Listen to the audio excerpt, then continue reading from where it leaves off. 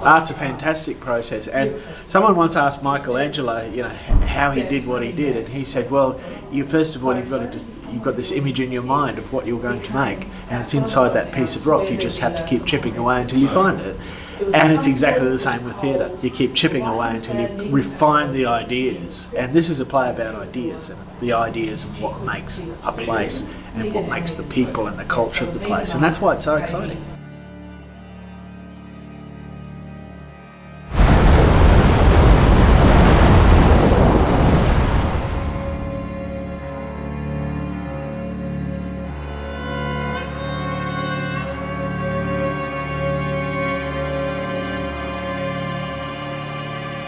When I first started my master's degree back in 2016, it came out of a place of feeling disconnected and disengaged from the art form that I love. So I'm a theatre background, and I'm not a musical theatre background, and as you'd be well aware, most of the theatrical opportunities on offer in Rockhampton are musical theatre. So I was really frustrated by the fact that there didn't seem to be many opportunities for people like me who had an interest in using theatre as a tool for communication and really opening up conversations with communities. And that doesn't seem to be something that's very prevalent in Rockhampton at the moment. So I was looking at the commonalities between applied theatre, so that's using theatre in communities to achieve a certain objective, and role-playing games. And I found that there were a lot of commonalities, and I thought, is the role-playing game a way of rebranding theatre for non-theatre people? Today, specifically, I'm teaching everyone how to play role-play games because our play has a big, strong element of that. Honestly, it's a bit of a dream come true, being my job to be playing tabletop games. It features a lot of terminology and scenarios that people aren't quite used to at the moment. So, well, maybe they are, but general public, it's going to be a really hard job to get them to cotton on and understand what's going on straight away from the get-go. So, but that's my job. We played the role-playing game, came up with a lot of different responses to, if everyone left Rockhampton tomorrow, why would they leave?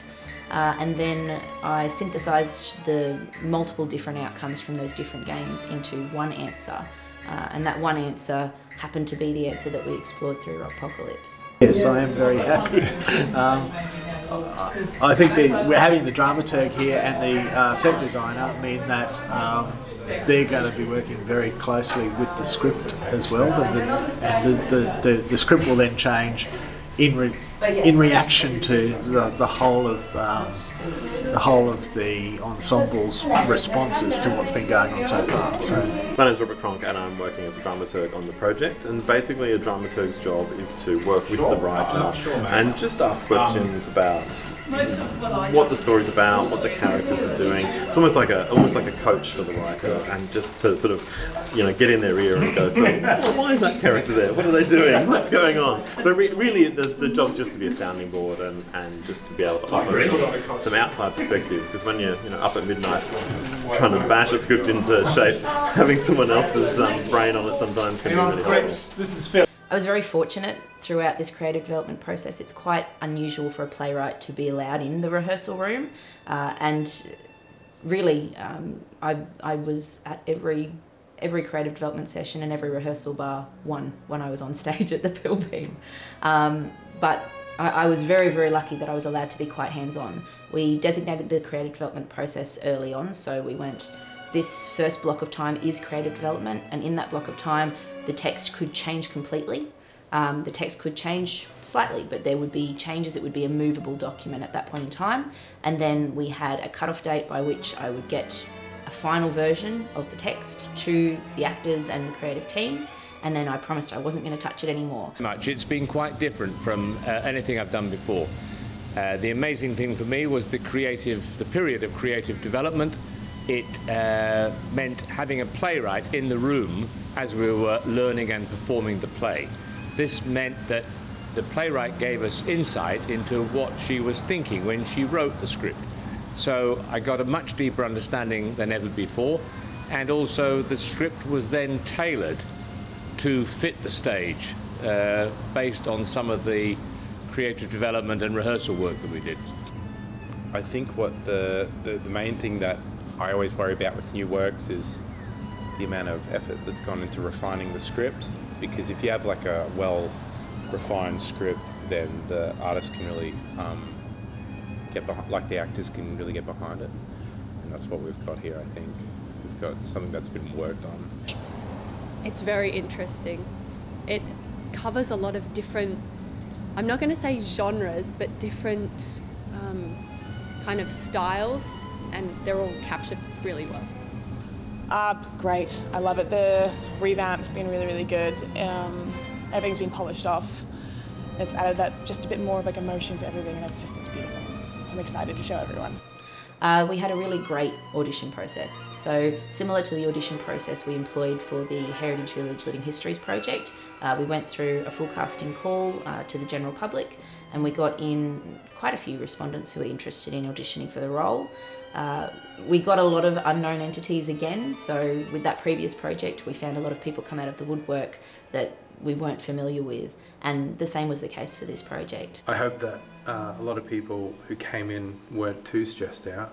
I got a lot of great work from a lot of great people, but unfortunately, like, there's only 5 parts to give out and some really solid competition. So, but I'm really looking forward to working with this cast. I haven't worked with a lot of them before.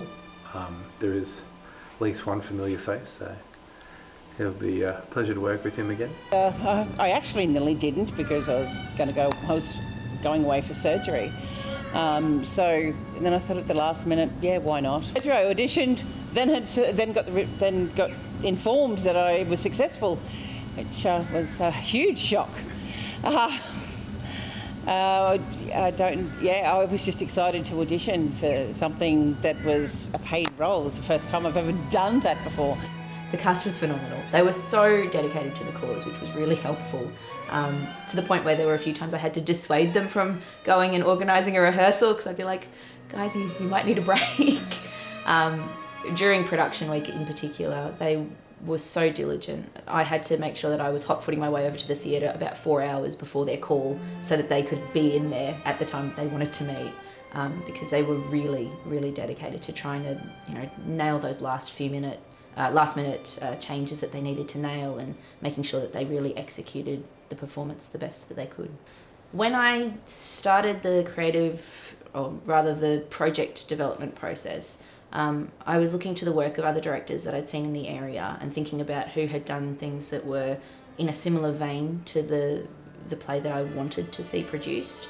And I know that Trav had recently completed Monsoon with Keppel Coast Arts, and having seen that work, there were facets of the direction of Monsoon that I saw that I thought could really have resonances with a text like Rockpocalypse. I got approached by Jess Lamb to do this a while ago, like in the developmental stage of this, and I was really excited to get amongst it, because I like playing Dungeons and Dragons, but with kids I don't really have the time to do 3-hour, 4-hour game sessions now.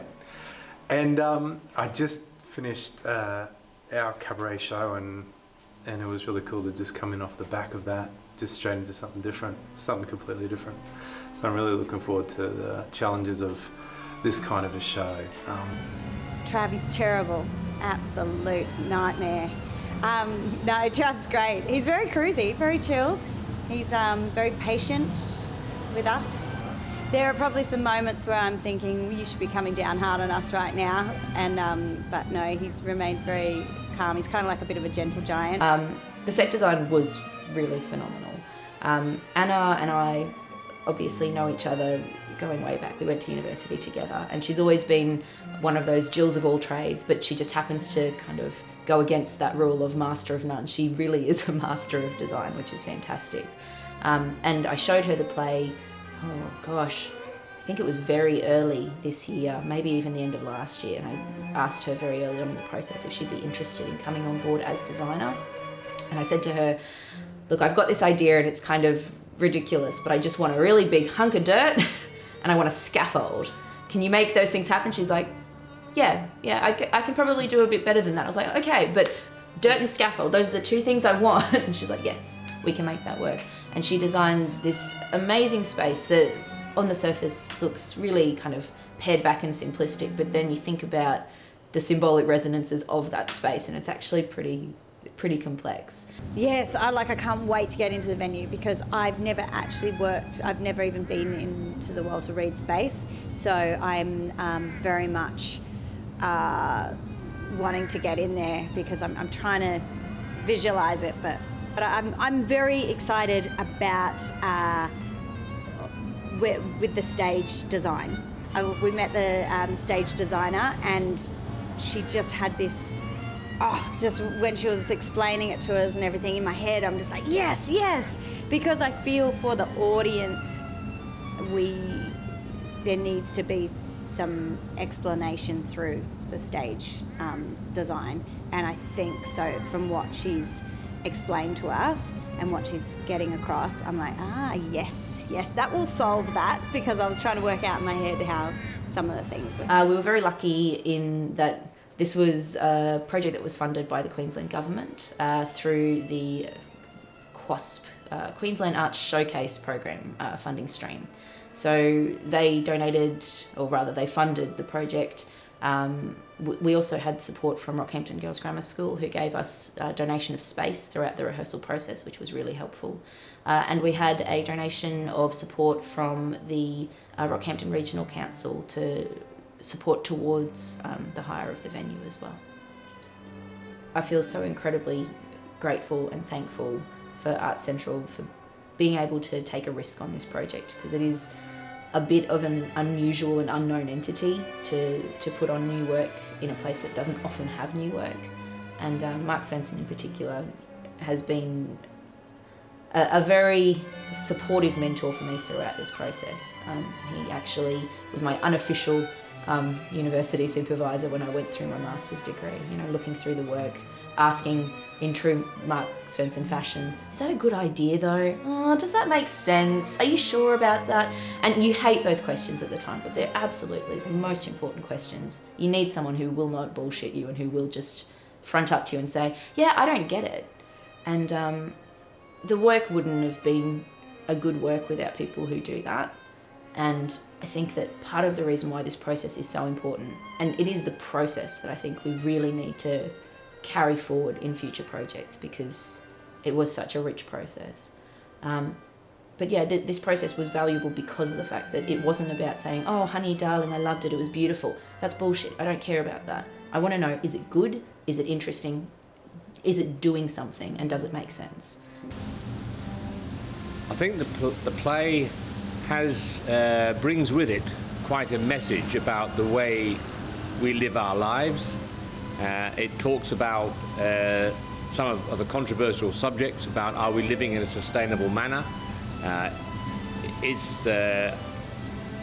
what we're doing commensurate with our lifestyles? And it focuses very much on place, the place of Rockhampton, central Queensland.